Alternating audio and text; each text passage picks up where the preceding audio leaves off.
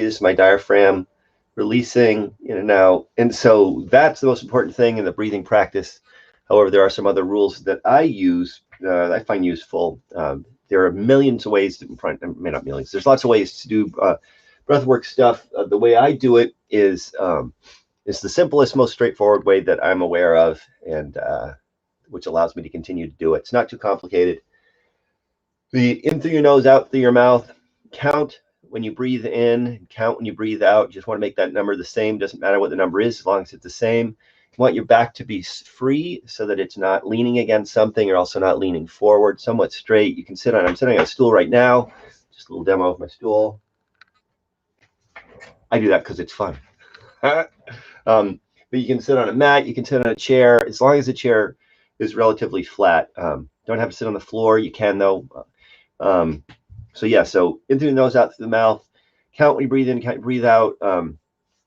Free back, and practice is the most important thing. Did I say that diaphragmatic release is the most important thing? Yeah, everything is the most important thing. The diaphragmatic release, if this isn't happening, then it's actually not, you're not doing anything. If your shoulders are going up and down, you're breathing in the wrong place. The reason why you want this to happen is because this diaphragmatic release means that this muscle that's here is going down this way, which is forcing my lower guts down here outward. And what it means is I'm not trying to breathe into my chest and into my rib cage, where you can't get a lot of expansion. So that diaphragmatic release matters because it increases the amount of breath you can breathe in, but also it's what signals your brain that you're not about to die. Now that's, the fight flight thing that we talk about all the time, or that gets talked about a lot of time, the limbic system stuff. It's important to understand this isn't just fear. This is the fear that you're about to die. There's a big difference between being in that place, which is important sometimes, and being in a place where somebody's stolen your mail. You're not going to die if somebody steals your mail, unless, I don't know, it has insulin in. I don't know. You know what I'm talking about. There are a variety of different things that happen in our culture that bring us into this fight-flight place where the fight-flight limbic system is engaged that have nothing to do with that level of peril. And so for a lot of the breathwork thing is actually bringing us to a place where we're aware of what actually the risks are and the concerns are and the threats are, so that we're not living in this place of I'm about to die when our taxes are late, or when we're late for work, or when whatever is going on that's actually not life-threatening. And so bringing us back into this place that actually we're in this moment that we're in right now, we're okay. And so practice. I practice twice a day.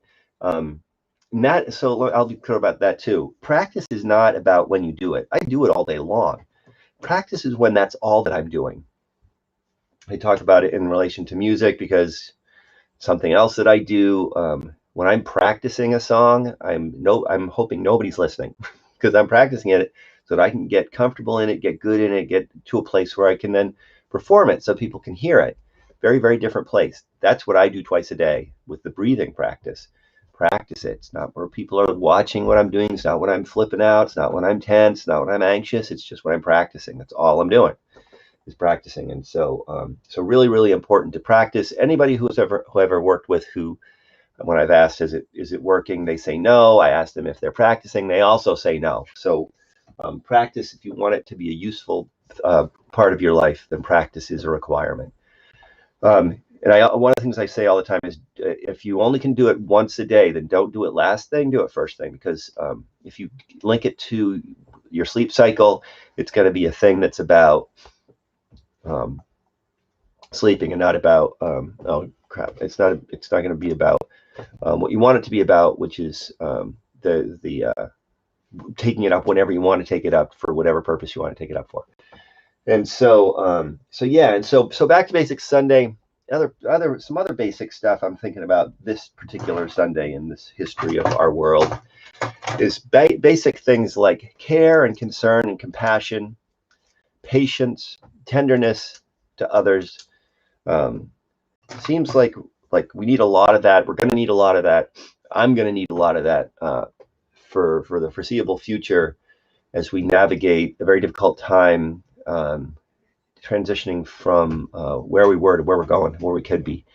and care and compassion for everyone around us, and patience as we walk through some difficult conversations and difficult situations. But coming back to that, how can I be more caring? How can I be more patient? How can I? These are the questions I'm going to be asking myself, and putting myself in a position where I'm standing up for the kind of what I think of in terms of being authentically who I am.